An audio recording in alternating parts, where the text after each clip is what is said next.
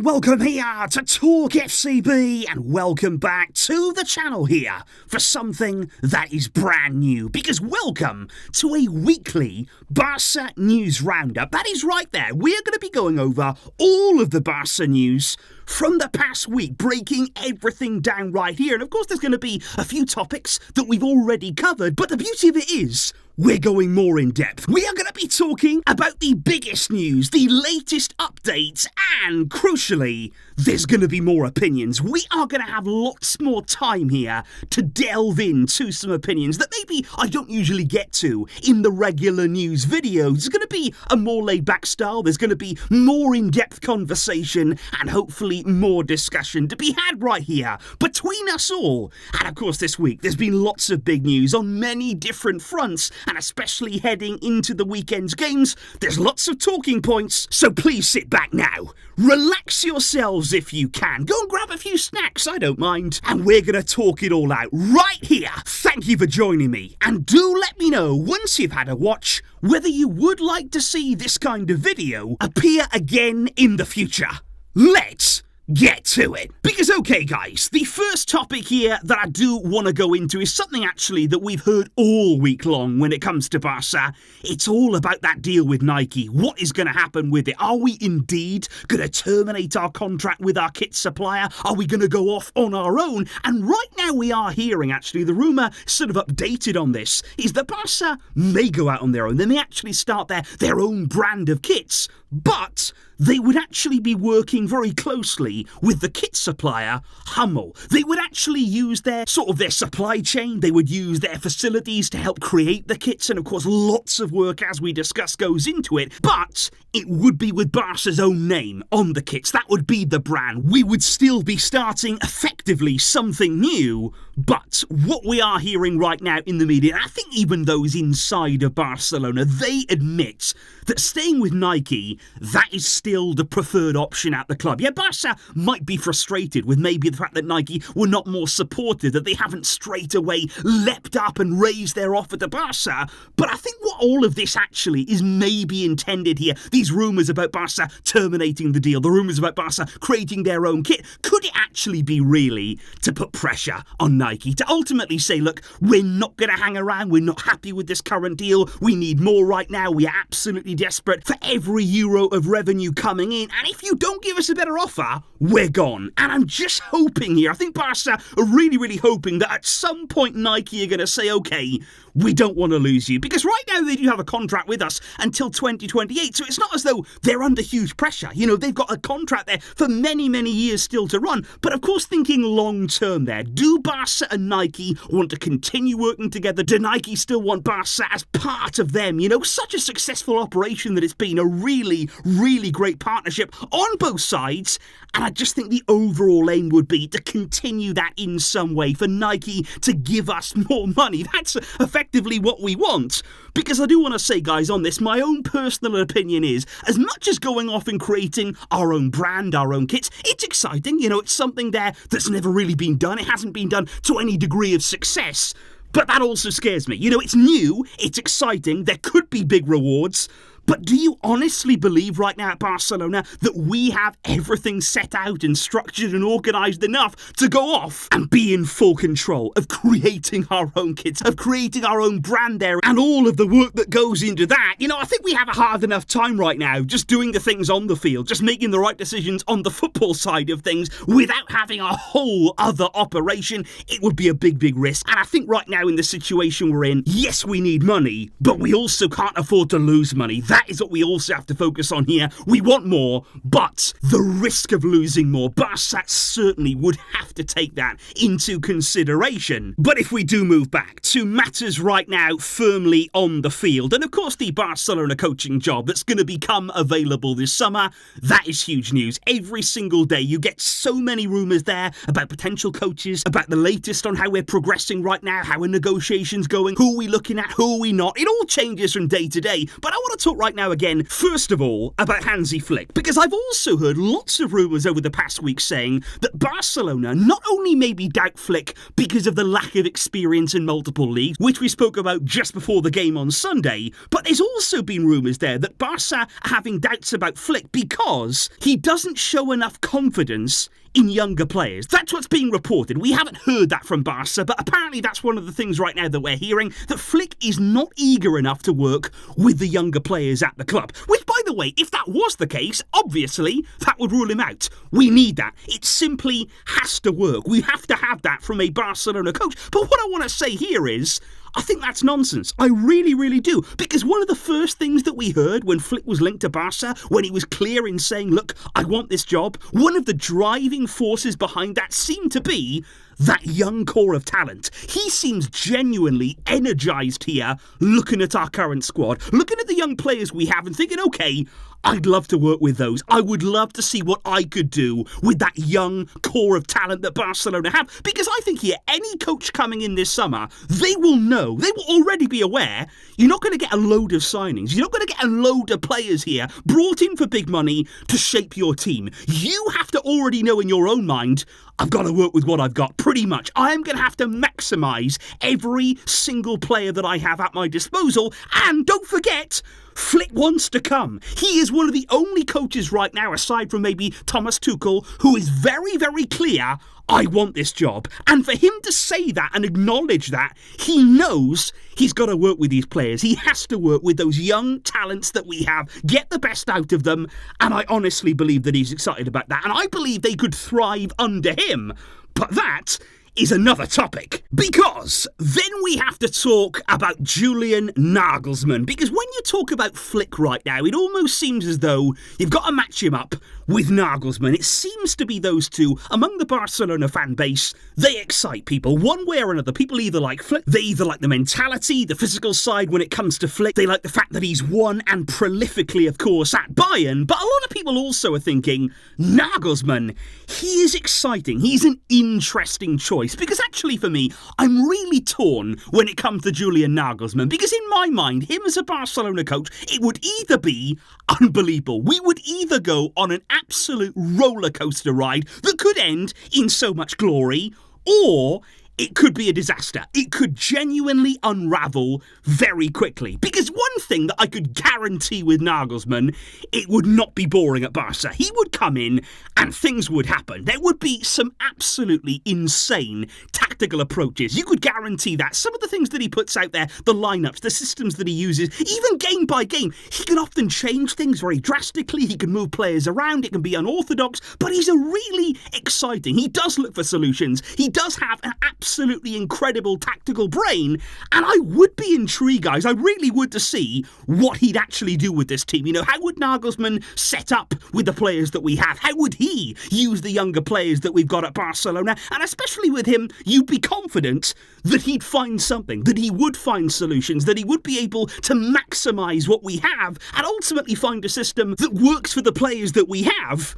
But we also know there's much more to it than that at Barcelona. He would be under huge pressure here. He would have to have a big personality. He would have to get on with the players inside the dressing room. He'd have to get on with the board. He'd have to get on there with the media as well. You need to be strong at Barcelona. You need to handle those demands in the right way. And of course, there's question marks. But there are about every single coach that's linked with Barca. I don't think there's one name this summer who you could look at and say, oh, he's perfect. There are doubts about everybody. Even Hansi Flick, even other names here. We're going to talk about De Zerbi in a moment. There's always doubts.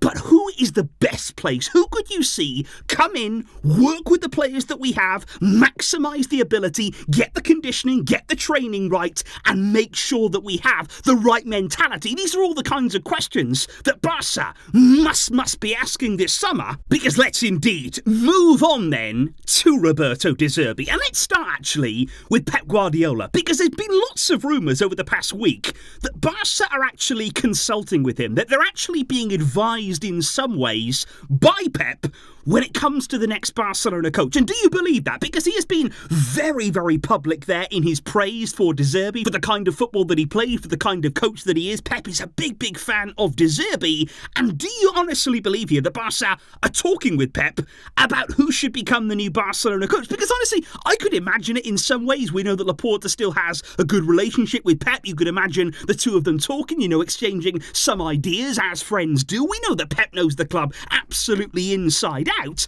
But one thing I would say about Pep Guardiola, as much as he is the best coach in the world, no denying that at all, he is still the Man City coach. And the other thing about that is, he is also extremely kind, extremely open in his praise for so many people that he works with there or that he plays against. Because even remember going back to the likes of Eric Garcia and Ferran Torres, when they left Man City, he could not have enough good things to say about them, how they'd applied themselves at Barca, what they go on to do at this club. Pep is very, very respectful to absolutely everybody. And of course, there's no harm there in letting Pep give us his thoughts, to be advised by him in some ways. But I think for me, honestly, unless you're coming back yourself, Pep, maybe here we do have to choose our own path. We can get thoughts, we can get ideas, but we have to make the best decision for us as a club and with who we truly believe in. And is that going to be De Zerbi? Because some people right now are saying actually that as much as De Zerbi is flattered by Barcelona and the interest that we have in him, apparently he's quite keen to stay in the Premier League. There might not be an urgency here from De Zerbi to move on from Brighton or to move away from the Premier League, with maybe a few other jobs opening up there as well. And others say as well that De Zerbi could also be tempted by Serie A, though. If he was to leave the Premier League, AC Milan, apparently, he'd love to go there. And apparently they're looking at him. They may be talking to him about potentially coaching them in the future. So all these things are to be considered when we're talking about De Zerbi, along with that very, very big release clause, 20 million euros apparently, that Brighton would absolutely demand if he was to leave the club this summer. However, we are not done on him just yet, because I actually want to talk here about some quotes from De Zerbi when it comes to Ansu Fati, because I thought he said something really interesting this weekend when talking about Ansu. He said there he can be stronger, he can be better, he must believe in himself more because he's a sensitive guy, he's a good guy, and part of my job is to help these players, and it's a great challenge with somebody like Ansu, but he's got to push 100% every single day, and there must be more belief. So De Zerbi there openly saying Ansu's got to believe in himself a bit more. He has to have maybe a bit more self-confidence right now in his play. And I'm just wondering here, I think we've all thought it with Ansu. The talent is there. We know that. We know that he's been through such a hard time with injuries, and maybe in the back of his mind right now, there's just a bit of doubt. There really seems to be. When you watch him play at times, even if it's just a split second, it can hurt you. At the top level there, if there's any hesitation, if there is any sense of doubt. Because remember, guys, when Ansu broke through, how would you describe him? You would say he was explosive. You would say there that his play was instinctive. Because you think about his early goals there at Barcelona, so many of those strikes that he had, they all just came so naturally for him. Even without thinking about some of them, he'd make his way into some great areas and bang, it would be a goal before the opposition could even react. And now, after all those injury problems, you wonder at times whether he's thinking, am I going to get contact? Is he thinking maybe about the knee? That would only be natural. He's had some really brutal injuries. He's had some really traumatic times, and it's going to be on his mind.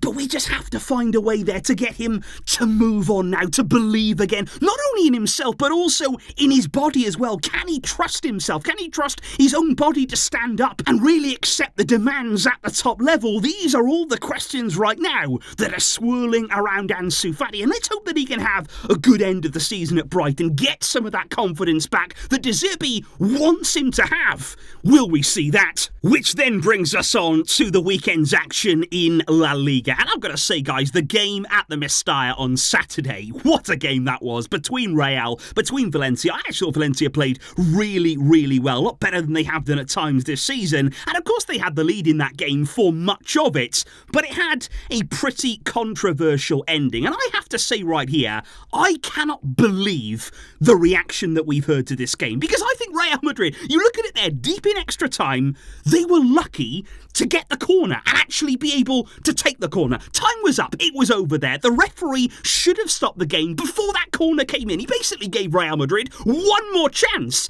and they didn't score from that corner. The ball then went back out wide, and then, before the cross was even close to being put in, the referee blows the final whistle. It was clear from that moment there, out wide, then the cross comes in. After the whistle, the game's up. This is not even a question there as to whether that goal should have been given. It was not even close. You know, I've heard and seen headlines there like Real Madrid score as the final whistle's been blown, that they've disallowed the goal, that it all happened at exactly the same moment. I mean, that's just not what happened. That is literally not even close to what happened. And I think it's incredible now to hear that, Gil Manzano is not going to be refereeing for a while. He is going to be out of action because of his performance here against Real Madrid. And what I find hilarious is they've only just worked out now that Gil Manzano is a terrible referee. We as Barcelona fans, by the way, have been saying this for year upon year upon year. He's a shocking ref. But now, this is the final straw. When he's made a mistake, which wasn't even a mistake, by the way, against Real Madrid, now he's done that.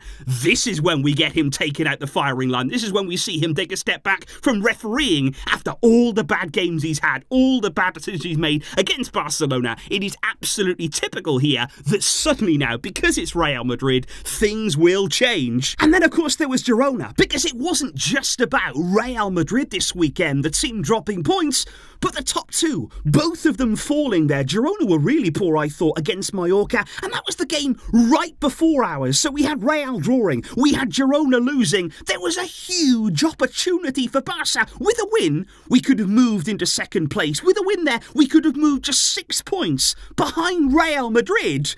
And what did we do? Genuinely, guys, what was the attitude like, in your opinion, against Athletic Club on Sunday? Because to me, it always feels with Barca, in this exact kind of situation, when the stakes are a bit higher, when the pressure is on us, when do we show up? When do we say, okay, we've got this. We will take care of our business. We will snatch this opportunity. We never seem to do it. And that is why even before the game, we were sceptical. You know, when I put out this tweet here about Real dropping points and then Girona dropping points and then saying, it's over to you, Barca, we were all thinking in our own minds, we're not going to take this chance. We don't have the confidence right now in the team to do that. And from the moment go, I didn't feel it. I didn't feel intensity, because you would imagine that Barca, who had 1 full week of rest getting ready for this game, versus Athletic Club, who played on Thursday. They played a really high-intensity game there in the Copa del Rey against Atletico Madrid and won it well. They had 3 days rest after that. Coming into this game, we didn't look the team that had the advantage. We didn't look the team there that were ready to run more, that were ready to fight more than Athletic Club. It was simply a well-balanced sort of game with nobody really threatening too much. And I just don't get the attitude. I really, really don't, because even despite the injuries that, of course, we're going to go on and talk about, of course, they did affect us in a bad way,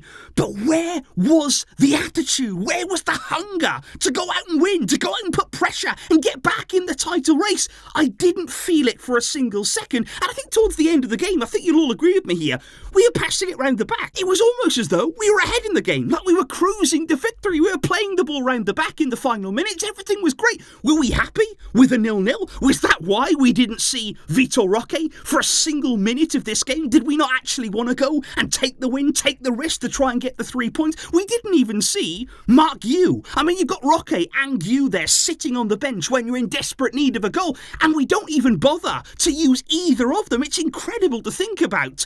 And that is why right now, guys, I look at this team, and with the way things have gone this season, with the performances that we continue to see, the one word that springs out to me, stale. There's just no life in there anymore. There's just no real energy about the team, no real enthusiasm, and not just from the players, but I think with us fans as well. You know, we're waiting for the team, we're hoping, we're always wanting them to do something, but it just feels as though right now we've sort of reached the end of this period, and that is why I think Xavi keeps coming out in the media and saying, we need a change at this club. I am going to be leaving. I am definitely going to be going at the end of the season, because everybody here, we need change. And I fully agree with him on that. And if you watch games like yesterday, you can see exactly why he would feel like that. Because the hunger and the intensity and the enthusiasm, we are just not seeing that at all, really, in this team right now. And then, of course, there's the injuries. And I mean, where do you even begin with these injury problems? Frenkie de Jong goes down with an ankle injury. Pedro Pedri comes off absolutely distraught there with real concerns about what he might have done. And I just don't understand it at Barca right now, why we are so badly affected by injuries. Because I would just say, I know you can get injuries due to bad luck. I know that you can have certain moments in games, a bad fall, a bad knock, a bad connection. Anybody can get injured for any team. And especially with all the games that teams play now, I understand we're going to see more injury problems. But you just look at the sheer amount of injuries that Barca get season upon season upon season, and often in crucial moments as well, and the relapses and the muscle problems. For me, there has to be an answer within the club. There has to be something within the club at the very core of things here that is simply not right. We cannot simply just make the excuse of, oh, anybody can get injured, any club can get injuries. We've got a problem. We clearly have a problem that needs addressing. And that is why we have to have a change this summer. We have to change the mentality at this club. We have to change the preparation, the conditioning, the staff within the club has to change. Because these injury problems, they are killing us right now. They are absolutely destroying anything that we're building at this club. Because you can have the best players in the world. You can have the best talents in the world. We have so many exciting young players coming through. But if they can't stay fit for more than a run of games, and every single injury, by the way, it affects them more and more mentally. Pedri right now, he is in real trouble. We are genuinely concerned about Pedri's future because he can't catch a break. And it's clearly affecting him. It's affecting his confidence. Even when he's fit on the field now, something has to be done. We cannot keep going down this road, doing the same things, accepting that, oh, it's out of our hands. It's not. Do something about it. Change something within the club to improve this situation. Because this can't go on. We cannot continue to go into season upon season, especially when the biggest games are coming up. You've got Champions League games, you've got massive games to come, and we're losing key players at key times for us. And you look at Athletic Club, you know, they played on Thursday, like I say, they're running around like crazy, didn't pick up a single injury last night. You know, teams are able to go full intensity, to run and run and run, which is not even what we're doing, by the way. We're not even that kind of team right now, and yet we're the ones that are suffering. We are the team that continue breaking down, even without contact, even without challenges. We cannot seem to keep our players fit at any given moment. And that's the heartbreaking thing as fans. You know, we want to see our best players out there. We want to see them on the pitch. We want to see them performing. We don't want to be talking about injuries every few days, talking about when players are going to be back, if they're going to be back by the end of the season. It's a nightmare scenario. And I'm just wondering, guys, what you made of that game against Athletic last night. For me, it was flat. It was absolutely flat. There was a huge chance, huge opportunity to get back in the title race, and we didn't take it. And the worst part of all, like I say, is that I think many of us were not even surprised that we didn't take advantage of that big opening. So let me know your thoughts on the game, and let me know, please, what you made of this weekly roundup here, going over lots of different topics, having a bit more time to give a few more opinions. You know, I think that's quite nice. I think I don't always get the chance to do that in the news videos. They can often be quite quick fire, quite intense, of course, getting to the root of the topic, but it's nice to come here and just be a bit more laid back, take a bit more time, talk a few more things over with you guys, and I would like to know all of your own opinions in the comments down below. That's what it's all about. It's all about conversation, all about discussion here on the channel between us, and let me know your views on each of the topics that we have discussed. I will see you soon indeed, though, with lots more videos, with a whole range of variety on the way. Thank you indeed for tuning in here, though, and thank you as always for your outstanding support. But until next time, as always, Visca, El Barça.